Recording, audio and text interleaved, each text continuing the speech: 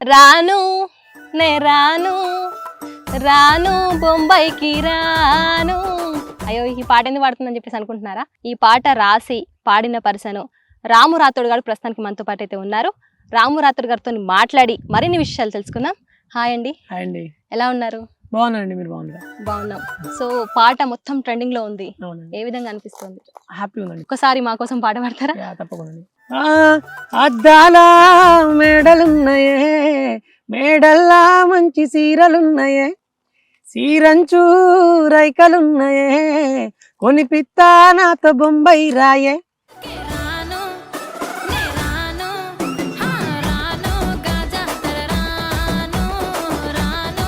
Wow, చాలా excellent గా ఉంది. యాక్చువల్గా అసలు వితౌట్ మ్యూజిక్ వింటున్నా కూడా అసలు విత్ మ్యూజిక్ తో వింటున్న ఫీలింగ్ అనిపిస్తుంది. Thank you ఒక అండి. ఊపు కూడా వస్తుంది మీరు పాడుతుంటే. Thank you, thank you.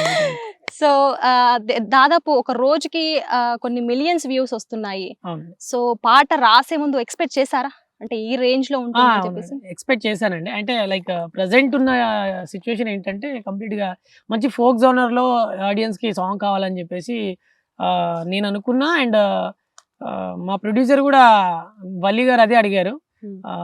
Ram Rathod అంటే నన్ను చారీ అంటాడు.